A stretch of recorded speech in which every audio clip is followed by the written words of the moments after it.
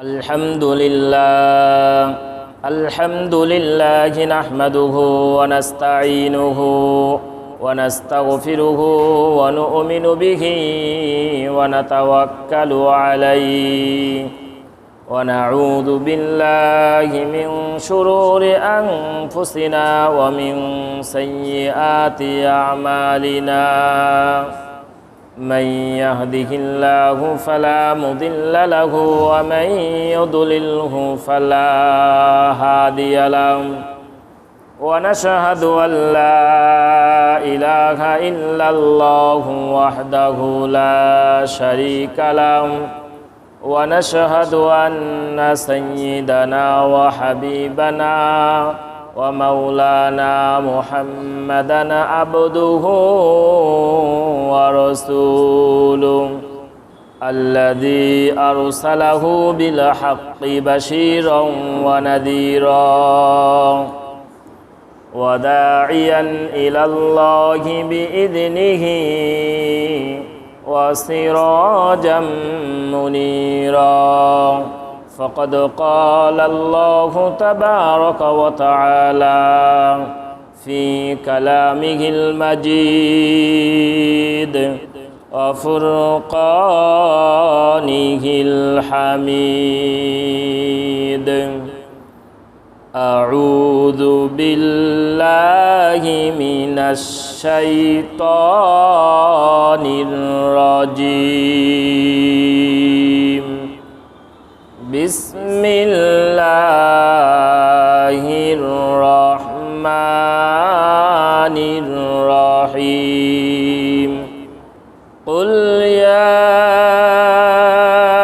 أيها الناس إني رسول الله إليكم جميعا. وقال النبي صلى الله عليه وسلم كل أمتي يدخلون الجنة إلا من أبى.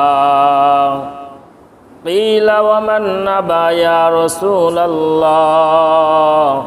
قال من أطاعني دخل الجنة ومن عصاني فقد أبى. আলহামদুলিল্লাহ, আল্লাহ রব্বুল আলামিনের দরবারে শুকরিয়া যে মহান রব্বুল আলামিন আমাদেরকে 1443 হিজরির রবিউল আউয়াল মাসের 7 তারিখ অর্থাৎ রবিউল আউয়াল মাসের প্রথম জুমার দিনে জুমার নামাজ আদায়ের লক্ষ্যে সুস্থতার সহিত তার ঘরে আসার কিছু কথা বলা এবং শোনার সুযোগ করে দিলেন। সেই মহান মালিকের দরবারে শুকরিয়া। আমরা সবাই জবান খুলে আওয়াজ দিয়ে বলি আলহামদুলিল্লাহ। দরুদ ও সালাম সর্বকালের সর্বযুগের সর্বশ্রেষ্ঠ মহামানব, গোটা পৃথিবীর মানব জাতির আদর্শ মডেল দুলালে আমিনা শাহে মদিনা জনাবে মুহাম্মদুর রাসূলুল্লাহ, সবাই বলি সাল্লাল্লাহু আলাইহি ওয়াসাল্লাম। বিগত সফর মাস থেকে আমরা নবী করিম সাল্লাল্লাহু আলাইহি ওয়াসাল্লামের আগমনের পূর্ব মুহূর্তের মক্কার অবস্থা আলোচনা করেছিলাম বা আলোচনা আমাদের চলতেছে। ইতিপূর্বে আমরা নবীজিকে মক্কায় কেন পাঠানো হয়েছে, সিরাত চর্চার গুরুত্ব এবং মক্কার আইয়ামে জাহিলিয়ার যুগে তাদের ধর্মীয়, তাদের অর্থনৈতিক, সামাজিক অবস্থানটা কি আমরা সংক্ষিপ্ত আকারে আলোচনা করেছি। তো আজকের আলোচনার আলোচ্য বিষয় হলো সিরাতুন নবী ও মিলাদুন নবী। রবিউল আউয়াল মাস আমরা ধারাবাহিকভাবে ইনশাআল্লাহ নবীজির জীবনের মৌলিক কিছু বিষয় যেগুলি আমাদের অতীব জরুরি, এখান থেকে মূল কিছু পয়েন্ট নিয়ে আমরা আলোচনা করব পুরো মাস ইনশাআল্লাহ। তাহলে আজকের আলোচনার আলোচ্য বিষয় হলো সিরাতুন নবী ও মিলাদুন নবী। এই দুইটি বিষয় বিশেষ করে চট্টগ্রাম, সিলেট ওই অঞ্চলের মানুষদের মাঝে বিশাল দ্বন্দ্ব, ফিতনা। বা এই বিষয়টা আমাদের কাছে ক্লিয়ার না হওয়ার কারণে বিভিন্ন মন্তব্য করে থাকি, বা কিছু লোক আছে যারা বেদাত কাজে লিপ্ত হয়ে যাচ্ছে, কিছু লোক আছে যারা শিরকে লিপ্ত হচ্ছে। এটা না জানা না বোঝার কারণে। যেমন মনে করেন উদাহরণস্বরূপ কয়েকজন অন্ধ হাতি দেখার জন্য গেছে। কি দেখার জন্য গেছে? হাতি দেখার জন্য গেছে। এখন দেখে আসার পরে বসে আছে, গল্প করতেছে, তুমি কেমন দেখলা? তো একজন বলতেছে হাতি তো দেখলাম খাম্বার মতো। আর একজন দূর মিয়া, কি দেখছো? হাতি তো দেখলাম হলো মূলার মতো। আর একজন ধরবে, তুমি চুপ করো, হাতি তো দেখলাম হলো দেওয়ালের মতো। আরেকজন বলতে তোমাদের কোনোটাই সঠিক নয়, আমারটা শোনো, আমারটাই একমাত্র সঠিক। যে কি? হাতি হলো কুলার মতো। আর একজন বলতেছে না, হাতি হলো দড়ির মতো।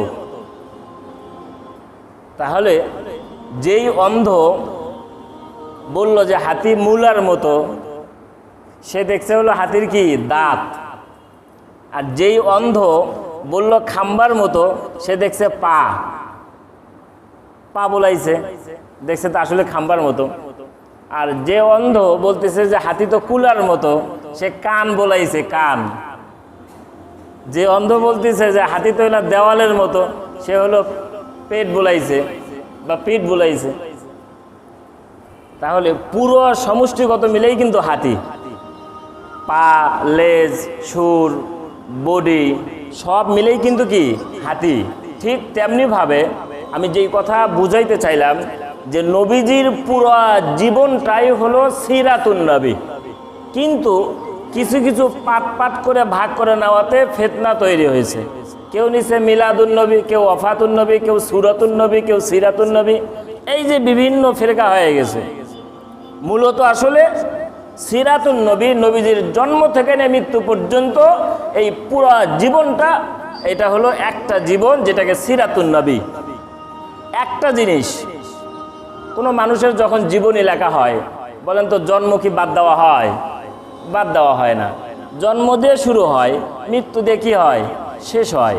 ঠিক এইরকম না জানা না বোঝার কারণে ডিভাইডেড হয়, একজন আরেকজনকে খারাপ মন্তব্য করা হয়, এবং যে যেটা শোনে বোঝে দেখে মনে করে ওইটাই মনে হয় সঠিক, ওই অন্ধের মতো। এজন্য আমাদেরকে বেশি বেশি সিরাত চর্চা করতে হবে।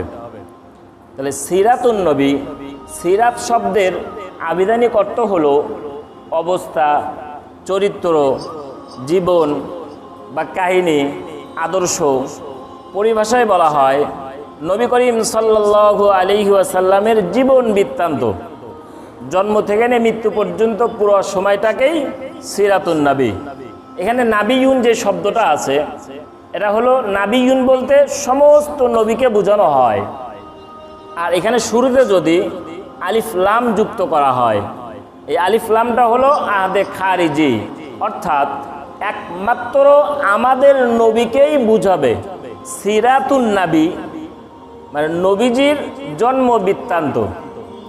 সিরাত একটা শব্দ, আর আন নাবী আলিফ লাম যুক্ত হলে সেখানে শুধুমাত্র আমাদের মহানবীকেই বোঝানো হয়। সিরাত আন নাবী সন্ধি করার পরে সিরাতুন নবী, আমাদের নবীজির পুরো জীবনী। ঠিক তেমনিভাবে মিলাদুন নবী, মিলাদ শব্দটি আল উইলাদাতু মাজদার থেকে অর্থ হলো জন্ম। এখানেও যদি নাবিয়ুন মানে বললাম, আন নাবী যদি যুক্ত করা হয়, আলিফ লাম যদি যুক্ত করা হয়, এখানেও শুধু আমাদের নবীকেই বুঝাবে, অন্য কোনো নবী হবে না। মিলাদুন নবী আমাদের নবীজির জন্ম, আমাদের নবীজির জন্ম। মুসলিম হিসাবে আমরা জানি যে আমাদের নবীজির পবিত্র হায়াতের জিন্দেগি 63 বছর। এই 63 বছরের পুরো জীবনীতে আলোচনা করা বা নবীজির জীবনের যে কোনো একটি সাইড, যে কোনো একটি অংশ আলোচনা করা, এটা নফল ইবাদত হবে। কি হবে? নফল ইবাদত হবে। যে কোনো সাইড, নবীজির খাওয়া দাওয়া, নবীজির চলাফেরা, নবীজির পোশাক, নবীজির ইস্তেঞ্জা, এক কথায় নবীজির পুরো জীবনী থেকে যে কোনো সাইট আলোচনা করা, এটা হলো নফল ইবাদত। আর মিলাদুন্নবীটা হলো নবীজির জীবনের একটি অংশ, নবীজির জন্ম বৃত্তান্ত। তো এই মিলাদুন্নবীটা অর্থাৎ নবীজির জন্মটা, এটা একদিনের ঘটনা, একদিনের কিছু অংশের ঘটনা। আর সিরাতুন্নবীটা হলো পুরো 63 বছরের জিন্দেগি, পুরা 63 বছরের পুরো সময়টাকে বলা হয়। তাহলে নবীজির আগমনের দিন, নবীজির জন্মের দিন নিঃসন্দেহে প্রতিটি মুসলমানের কাছে সম্মানের দিন, মর্যাদার দিন, বরকতময় দিন। নবীজির জন্মটা থেকে নিয়ে শুরু করে নবীজির সিরাত পর্যন্ত, এর ভিতরে নবীজির জীবনের দুইটা পাঠ। একটা হলো নবীজির নবুয়তের আগের 40 বছর, নবুয়তের পরের 23 বছর। নবুয়তের পরের 23 বছর উম্মতের জন্য পালন করা, অনুসরণ করা ফরজ। উম্মতের জন্য নবীজির জীবনী অনুসরণ অনুকরণ করা কি, কথা বলেন, কি হবে? ফরজ। আর জন্ম বৃত্তান্ত নিয়ে আলোচনা করা, এটা হলো নফল। মিলাদুন্নবী নবীজির জন্ম বৃত্তান্ত। এই জন্ম কিন্তু একজন ব্যক্তির একদিনই হয়, একবারই হয়। আপনার আমার জন্ম কি একাধিকবার হবে? হবে না। তবে হ্যাঁ, নবীজির জন্ম নিয়ে আলোচনা করা যাবে। নবীজির জন্মের সময় যেই ঘটনাগুলি অলৌকিকভাবে হয়েছে, নবীজির জীবনের যেই অস্বাভাবিক ঘটনাগুলি রয়েছে, এগুলি আমাদের আলোচনার বিষয়, বরকতের বিষয়। নবীজির জীবনের একটা অংশ নফল ইবাদত হবে। তাহলে সিরাতুন্নবী নবীজির 63 বছরের জিন্দেগির একটি অংশ হলো মিলাদুন্নবী, নবীজির জন্ম বৃত্তান্ত। নবীজির জন্ম বৃত্তান্ত আলোচনা করার দ্বারা 3টি ফায়দা হয়। 1 নাম্বার হলো নফল ইবাদতের সওয়াব হয়। 2 নাম্বার হলো ঈমান তাজা হয়। 3 নাম্বার হলো বেদিন মুশরিক কাফের যারা আছে, তারা যদি নিরপেক্ষভাবে বিবেচনা করে, তাদের ইসলাম গ্রহণ করা সহজ হয়ে যায় বা ইসলাম গ্রহণ করতে তারা বাধ্য হবে। নবী করিম সাল্লাল্লাহু আলাইহি ওয়াসাল্লামের জন্ম, এটা প্রতিটি মুসলমানের কাছে বরকতের দিন, সম্মানের দিন। তবে যারা শুধু জন্মদিন পালন করে, বছরে একদিন উৎসব করে, জশ্নে জুলুস করে, মিছিল করে, সারা বছর নবীজির সুন্নতের খবর নাই, সারা বছর নবীজির আদর্শের খবর থাকে না, যারা সিরাতুন্নবীকে মানে না, এই সমস্ত মিলাদুন্নবী পালনকারীরা আবু লাহাবের মতো হবে। কিভাবে দেখেন, নবীজির জন্মের দিনে, যেই দিন নবীজির দুনিয়াতে আগমন হয়, আবু লাহাবের দাসী সুয়াইবা, কি নাম? সুয়াইবা নবীজিকে গিয়ে বললেন যে আপনার ভাতিজা মোহাম্মদের আবির্ভাব হয়েছে, জন্ম হয়েছে। উনি খুশিতে এতটাই খুশি হয়েছেন, সঙ্গে সঙ্গে আঙ্গুল দিয়ে ইশারা করে বলে দিয়েছেন, সুয়াইবা, আজ থেকে তুমি আজাদ, স্বাধীন, তোমাকে মুক্ত করে দিলাম। তুমি আমার ভাতিজার জন্মের সুসংবাদ নিয়ে এসেছো, এত বড় একটা খবর নিয়ে এসেছো, তোমাকে মুক্ত করে দিলাম। কিন্তু এই আবু লাহাব, যখন নবী করিম সাল্লাল্লাহু আলাইহি সাল্লামের উপরে কোরআন নাজিল হয়, ওহী অবতীর্ণ হয়, নবুয়ত পান নবীজি, সর্বপ্রথম বিরোধিতা করেছে আবু লাহাব। তাহলে 40 বছরের আগের পুরো জীবনটা নবীজিকে আল আমিন বলেছে, নবীজিকে সম্মান করেছে, নবীজিকে মর্যাদা দিয়েছে। শুধু তাই না, নিজের জীবনের চাইতে, নিজের বাবা মায়ের চাইতে, নিজের নেতার চাইতে, নিজের পছন্দের সমস্ত মানুষের চাইতে নবী মুহাম্মদ সাল্লাল্লাহু আলাইহি সাল্লামকে ওই আবু লাহাব, আবু জেহেল, উতবা, সাইবা, এই সমস্ত কাফেররা সহ মক্কার সমস্ত মানুষ নবী মুহাম্মদ সাল্লাল্লাহু আলাইহি ওয়াসাল্লামকে সম্মান মর্যাদা দিয়েছে। প্রমাণ, নবীজির যখন বয়স 35 বছর, কত বছর? তখন মক্কার শরীফের কাবা ঘরের পুরাতন দেওয়াল ভেঙে নতুন দেওয়াল করে, পাশেই যে হজরে আসওয়াদ আছে, জান্নাতি পাথর, এই পাথরটাকে আপন জায়গায় আবার রাখতে হবে। যারা রাখবে তারা সম্মানী মানুষ হয়। কিন্তু তাদের ভিতরে, গোত্রের ভিতরে দ্বন্দ্ব লেগে যায়, কে রাখবে, কে সবচেয়ে বেশি সম্মানী হবে। যখন তাদের গোত্রের এই দ্বন্দ্ব নিরসন হচ্ছে না, সকল গোত্রের সবাই মিলে একমত পোষণ করলো যে এই কাজটা আমাদের ভিতরে সবচাইতে যে পছন্দের মানুষ, কে বলতেছেন? তৎকালীন সময়ের সমস্ত কাফেরেরা বলতেছেন যে আমাদের কাছে সবচাইতে বেশি পছন্দনীয় সম্মানী মর্যাদাবান ব্যক্তি হলো আমাদের লোক বা আল আমিন বা মোহাম্মদ বিন আবদুল্লাহ। তখন তো মোহাম্মদুর রসুল্লাহ হননি, মোহাম্মদ বিন আবদুল্লাহ। সবাই মিলে সিদ্ধান্ত নিল নবী মোহাম্মদ সাল্লাল্লাহু আলাইহি সাল্লাম নিজে হযরত আসওয়াদকে নিয়ে সকল গোত্রের দলপতিদেরকে নিয়ে চাদরে বিছে রেখে দিলেন। কিন্তু যখন নবীজির নবুয়ত পেলেন, নবুয়ত পাওয়ার পরে যখন গোত্রের তার পছন্দের ভালো লোকদেরকে ডাকলেন, ডেকে বললেন যে আমার প্রতি আপনাদের বিশ্বাস কেমন? আমি এতদিন যে 40টি বছর আপনাদের মাঝে থাকলাম, আমার ব্যাপারে কারো কোনো সন্দেহ আছে? বলে না, তোমার মতো একটা লোকই হয় না, জীবনে কোনোদিন মিথ্যা কথা বলো নাই, জীবনে কোনোদিন কারো হক নষ্ট করো নাই। তখন বলল যে তাহলে শোনেন, আমাকে আল্লাহ তাআলা নবুয়ত দিয়েছেন। সঙ্গে সঙ্গে আবুল আহাব দ্বারা বলছে তাব্বাল্লাকা লিহাযা জামাতানা, ও ভাতিজা এই জন্য ডেকেছো আমাদেরকে? আল্লাহ তাআলার কাছে এই কথাটা পছন্দ হয়নি যে তাব্বাল্লাকা লিহাযা জামাতানা, তুমি ধ্বংস হও। আল্লাহ তাআলা আয়াত নাজিল করে জানায় দিয়েছেন তাব্বাত ইয়াদা আবি লাহাবিউ ওয়া তাব, নবী আপনার ধ্বংস কামনা করছে, ওই আবুল আহাব ধ্বংস হবে, তার পরিবার ধ্বংস হবে, ওরাই ধ্বংস হবে। যেটা বলতেছিলাম, মিলাদুন নবীটা এটা নবীজির জীবনের একটি অংশ, একদিন বা একদিনের কিছু সময়, এবং এই দিনটি একটি বরকতময়। তবে অনুসরণীয় অনুকরণীয় সময় হলো নবীজির নবুয়তের পরের 23 বছরের জিন্দেগি, যেইটা মানা প্রত্যেক মুসলমানের জন্য ফরজ। তো নবী করিম সাল্লাল্লাহু আলাইহি ওয়াসাল্লাম তার এই মিলাদুন নবী, যেটা কিছু কিছু লোক আছে আবার বলতেছে সাইয়্যিদুল আয়াদ, সর্বশ্রেষ্ঠ ঈদ, নবীজির জন্ম ঈদ। একটা বিষয় ক্লিয়ার হওয়া দরকার যে শরীয়তের কোনো আহকাম যদি পালনীয় হয়, অনুসরণীয় অনুকরণীয় হয়, তাহলে নবীজির জামানায় সেইটার প্রচলন থাকতো কি থাকতো না? বলেন।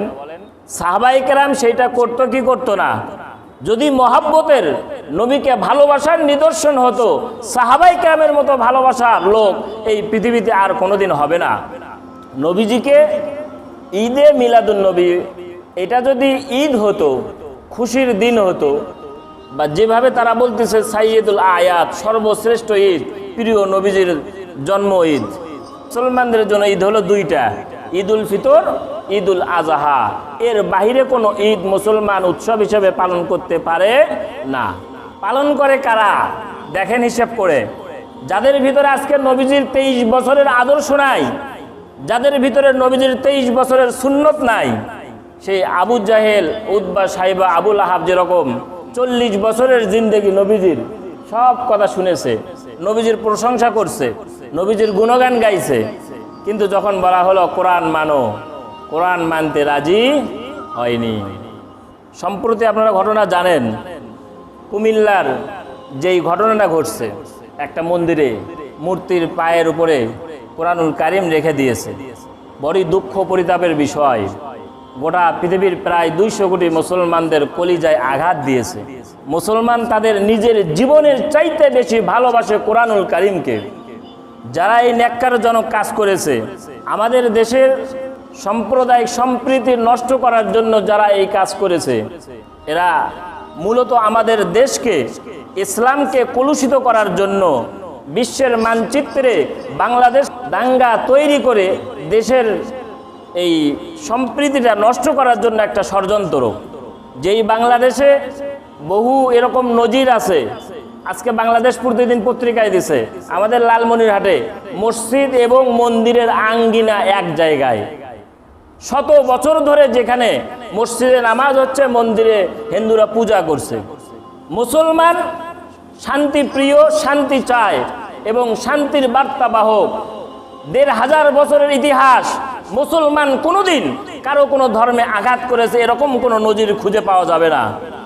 তাহলে যারা মুসলমানদের মাঝে ডিভাইডেড করার জন্য মুসলমানদেরকে ইমেজ নষ্ট করার জন্য এই ষড়যন্ত্র করেছে।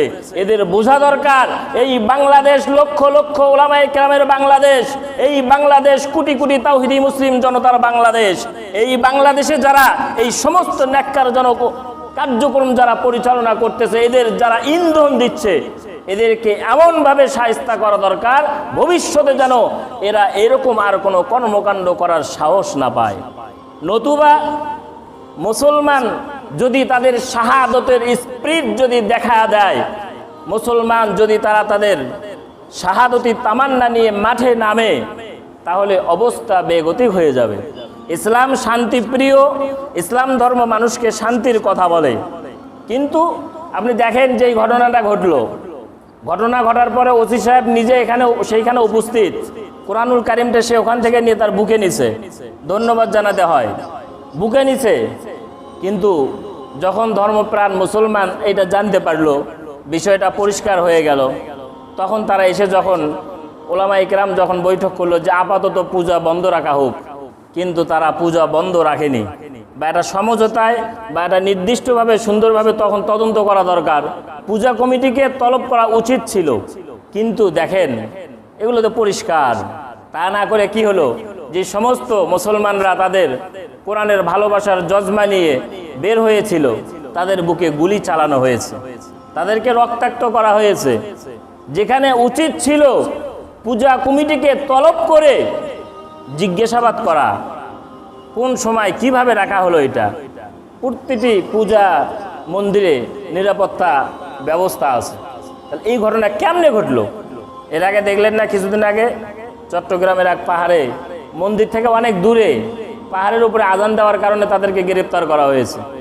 ওখানে আইন লাগে না, আর এখানে মন্দিরে মুসলমানদের কলিজার টুকরা কোরআনুল কারিমকে তীর পায়ে যখন রেখে দেওয়া হলো, এখানে গ্রেফতারের আইন আছে, অনেক কাজ আছে, সম্ভব না। এখানে আইন প্রয়োগ হয় না, যারা প্রতিবাদ জানায় এখানে ধর্মীয় উস্কানি হয় না। বড় দুঃখজনক পরিতাপের বিষয়। এজন্য আমরা আমাদের ইমানি দায়িত্ব হিসাবে আমরা সরকার বাহাদুরকে বলবো যে অনতি বিলম্বে সুষ্ঠু তদন্তের মাধ্যমে তাকে উচিত শিক্ষা দেওয়া দরকার। এবং আল্লাহ তাআলার কাছে আমরা দোয়া করব যেন আল্লাহ তাআলা যারা এই নিকৃষ্ট কাজ করেছে, আল্লাহ তাআলা যেন তাদেরকে হেদায়েত দেয়। হেদায়েত যদি না থাকে যেন আল্লাহ তাআলা তাদেরকে ধ্বংস করে দেয়। যা বলতেছিলাম যে সিরাতুন নবী এবং মিলাদুন নবী, নবীজির নবুয়ত পাওয়ার পরে, কোরআন নাজিল হওয়ার পরে আবু জেহেল, উতবা, সাইবা এনারা কিন্তু মুখ ফিরায় নিছে। নবীজি যখন একত্ববাদের কথা বলেছে, তাওহীদের কথা বলেছে, নবীজিকে শিয়াবে আবি তালেবের ভিতরে 3 বছর বন্দি করে রাখা হয়েছে, নবীজিকে দেশ থেকে বের করে দেওয়া হয়েছে, নবীজিকে তায়েফে রক্তাক্ত করে দেওয়া হয়েছে। এই জন্য হকের উপর থাকলে কষ্ট আসবে, বিভিন্ন পরীক্ষা আসবে, কিন্তু আল্লাহ তাআলা সুসংবাদ দিয়েছেন। নবীজির ওই সময়ে যারা নবীজির কালেমা গ্রহণ করেছেন, নবীজির সিরাত আদর্শকে যারা মেনে নিয়েছেন, নবীজি তাদের জন্য দুনিয়াতেই জান্নাতের সুসংবাদ দিয়েছেন। আর যারা মিলাদুন নবী গ্রহণ করেছিল, নবীজির জন্মে খুশি হয়েছিল, সিরাতুন নবী মানে নাই, নবীজি তাদের ব্যাপারে জাহান্নামের ফয়সালা বা তাদের ব্যাপারে জাহান্নামের অনেক আয়াত আছে। নবীকে যারা অস্বীকার করেছে, নবীর বিরুদ্ধে যারা অস্ত্র ধরেছে, তাদের পরিণতি কি হয়ে গেছে। এই জন্য মিলাদুন নবী এটা আলোচনার বিষয়, পালনীয় নয়। কি জন্য নয়? যেহেতু নবীজির জন্ম এটা স্বাভাবিক না, অলৌকিকভাবে। যে কোনো মানুষের জন্ম তো একাধিকবার হয় না, আপনি কেমনে পালন করবেন? সেখানে তো আরো নবীজির হিসাব তো আলাদা। নবীজির জন্মে যেমন মনে করেন, কয়েকটি উদাহরণ যদি দেই, নবীজির জন্ম যখন হয়েছে, মা আমিনা রাদিয়াল্লাহু তাআলা আনহা বর্ণনা করেন যে অন্যান্য মেয়েদের গর্ভ অবস্থায় যেই কষ্ট, পেইনগুলো, এগুলি আমার হয়নি। নবীজির জন্মের পরে আল্লাহর দরবারে শুকরিয়া জ্ঞাপন করেছেন। নবীজির জন্মের সময় নাভি কাটা অবস্থায় বের হয়েছেন, এটা কি স্বাভাবিক? নবীজি খাতনা করা অবস্থায় দুনিয়াতে এসেছেন। তো এইরকম যেই ঘটনাগুলি, এগুলি অলৌকিকভাবে আল্লাহ তাআলা নবীজিকে দিয়েছেন। নবীজির সঙ্গেই খাস যেগুলি এখন আর এই সময়ে পালন করা সম্ভব না, তবে আলোচনা করা হবে যে এই অবস্থা। আমাদের পালনীয় বিষয় হলো নবীজির সিরাত, যেটা 63 বছরের জিন্দেগি। নবী করিম সাল্লাল্লাহু আলাইহি ওয়াসাল্লাম যখন নবুয়ত পেলেন, নবুয়ত পাওয়ার পরে দ্বীনের দাওয়াত যখন দিলেন, তাহলে তখন পরিষ্কার হয়ে গেছে কারা আসলে মূলত মিলাদুন নবীকে মেনে নিয়েছে এবং সিরাতুন নবীকেও মেনে নিয়েছে। আজকে আমাদের দেশে যারা জশ্নে জুলুস করে, যারা বছরে একদিন ঈদে মিলাদুন নবী পালন করে, দেখবেন এরা 5 ওয়াক্ত নামাজই অনেকে পড়ে না। এরা সামান্য একটা সিন্নি খাওয়ার লোভে, জিলেপির লোভে তারা এই ঈদে মিলাদুন নবী পালন করে ভালো কথা, কিন্তু সিরাতুন নবীটা হলো মানুষের মূল টার্গেট, যে নবীর আদর্শ, নবীজিকে আল্লাহ তাআলা কি দিলেন, যে এটা আমাদের জন্য ফরজ, কিন্তু আসলটার খবর নাই। সিরাতুন নবী আমরা মানি না, তাহলে দেওয়ালে দেওয়ালে রাইটিং করে আশিকে রাসূল হওয়া যায় না। এই সমস্ত লোকগুলোকে খুঁজে পাওয়া যায় না অনেক সময়। যখন দেখবেন নবীকে নিয়ে কটূক্তি করা হয়, কোরআনের অবমাননা করা হয়, আল্লাহকে নিয়ে ব্যঙ্গ করা হয়, এই সমস্ত আশিকে রাসূলকে তখন আর খুঁজে পাওয়া যায় না। খুঁজে পাওয়া যায় 12ই রবিউল আউয়াল জিলাপির সিন্নির দিনে। বড়ই দুঃখজনক, পরিতাপের বিষয়।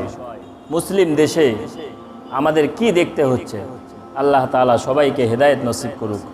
এই জন্য এই রবিউল আউয়াল মাস, একটি বছর পরে যখন রবিউল আউয়াল মাস আসে, প্রতিটি মুসলমানের দিলের ভিতরে নবীজির সুন্নতের মহাব্বত, সুন্নতের আজমত আলাদাভাবে জাগ্রত হয়, নবী প্রেম, ভালোবাসা।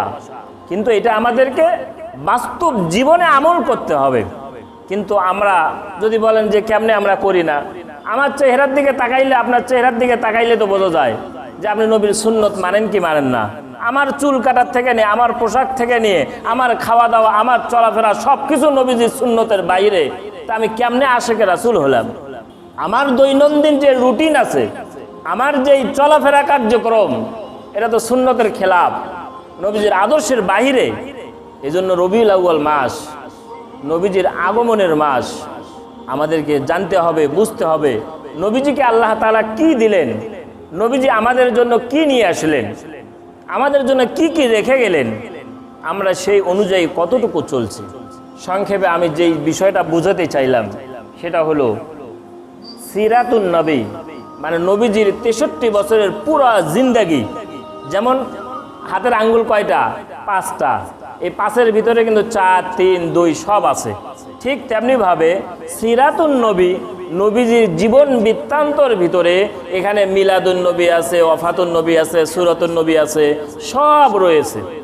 নবীজির পুরো জীবন আলোচনা করাটা এটা নফল, কিন্তু নবুয়তের পরের যে সময়টা আল্লাহ তাআলা যখন নবুয়ত দিলেন, ওহী নাজিল করলেন, উম্মতের জন্য দিক নির্দেশনা যখন দিলেন, এই বিষয়গুলি পালন করা ফরজ। ফরজ বাদ দিছি, আমরা নফল নিয়ে টানাটানি শুরু করছি। মনে করেন এক লোক শুনছে যে কি পাগড়ি পরে নামাজ পড়া 70 গুণ সওয়াব বেশি, আর মসজিদে যা মনে হয়েছে যে আরে বাবারে হুজুর না বলছে পাগড়ি পরে নামাজ পড়লে 70 গুণ সওয়াব বেশি। তো এখন দেখছে লুঙ্গি ছাড়া তো কিছু নাই, আর লুঙ্গি খুলে মাথা দিয়ে পাগড়ি পরে নামাজ পড়ে। এর যে অবস্থা, পাগড়ি পরে নামাজ পড়া সুন্নত না, সওয়াব কাম, কিন্তু ফরজ যে তরক হয়ে গেল, নাভির থেকে হাঁটু পর্যন্ত ঢাকা ফরজ, এর খবর নাই। রবিউল আউয়াল মাসের মেসেজ হলো নবীজির জীবন চরিত্র জেনে সেই অনুযায়ী আমাদেরকে চলতে হবে, আমাদের জীবনটাকে সাজাতে হবে, আমাদের পরিবারগুলো সাজাতে হবে, আমাদের দেশ সাজাতে হবে, আমাদের সমাজ সাজাতে হবে। তাহলে একটি সুন্দর সমাজ, সুন্দর পরিবার, সুন্দর দেশ গঠন হবে। যাই হোক, কুমিল্লার ঘটনার কথা বললাম, তার মানে এই না যে এক জায়গায় একটা দুর্ঘটনা ঘটছে আমরা মুসলমান আবার অন্যর উপাসনালয়ে বা মন্দিরে হামলা করব, এটা মুসলমান বা ইসলাম ধর্মে কোনো সময় কখনোই সাপোর্ট করে না। যার যার ধর্ম তারা সুন্দরভাবে পালন করবে, ধর্ম যার যার, উৎসব তার তার, ধর্ম যার যার, উৎসব তার তার। হিন্দু ধর্ম, তারা তাদের ধর্মীয় উৎসব পালন করবে, মুসলমান নিরাপত্তা দেবে, এটাই নিয়ম।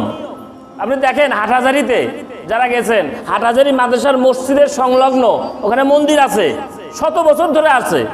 মাদ্রাসার ছাত্ররা পূজার সময় পাহারা দেয়, নিয়ম। তারা সংখ্যালঘু, তাদের নিরাপত্তা দেওয়া মুসলমানদের দায়িত্ব, কর্তব্য। এবং পাশাপাশি যে কোনো ধর্মকে নিয়ে যে কেউ কটূক্তি করুক, এটা ইসলাম সমর্থন করে না।